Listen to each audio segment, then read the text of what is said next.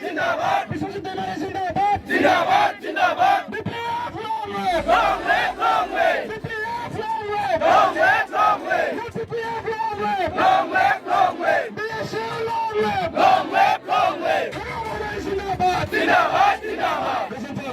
आसाम विधानसभा बिसायख'थिया खाथिथारसै बेबायदि मुहुर्तआव नोंथांमोना दिनै बिपिएफआव जयेन जाबाय मा उद्देশ্যखौ लानानै बा मानि थाखाय बेबायदि बिपिएफआव जयेन जाखो मा फोरमायगोन आं जोबोर गोजोननाय मोनदों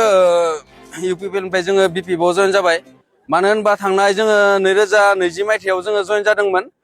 मानोना जेरैबायदि इउपिपिएल सरकारा खोथा होनानै जोंखौ फेलें खालामनाय रखम जादों इसोरनिया माने 141 जब होननाय मोनसेबो माबा थांखांबाय मिशन थांबाय बेफोर गासिबो फेलियर जादों माने सासेबो मोननो हायाखै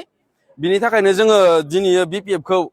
सापर्ट खालामनो होननानै जोंनि गासै इउथ्सफोरा ओंखारबोदों लैहोर लैहोर ओंखारबोदों आरो बिसोर जिबायदि खोथा होयो मावनाया खम मिसिना माने बाथ्राया जोबोर गोबां होनना जों इउथ्सफोरा जोङो सावरायलायदों आरो गोबां इसोरनि जा सरकारमोन बियो जोबोर फाल्तुमोन ओंखायनो जोङो बे बिथांखिखौ लानानै जोङो बिपिएफ सरकारा जोंनि थाखाय साबजाथाव जागोन होननानै जोङो बिजों फैनाय जादों মানে আমাৰ ইউপিপিএল দলৰ আগতে আমাৰ সব সদস্য ইউপিপিএল দলত আছিলে ইউপিপিএল দলৰ আমাৰ অঞ্চলত যি উন্নয়নমূলক কাম এটাও হোৱা নাই এতিয়ালৈ এইবোৰে আমাৰ দলে বলে আহি আমাৰ যি নিৰ্বাচনৰ আগমুহূৰ্তত এতিয়া সব বিপিএফ দলত জইন কৰালে আৰু হাগ্ৰামা মহিলাৰ ডাঙৰীয়াৰ নেতৃত্বত বিপিএফ দলৰ যি নীতি আদৰ্শ প্ৰতি আকৃষ্ট হয় আজি আমাৰ ডেকা চাম গোটেই আহি দলে বলে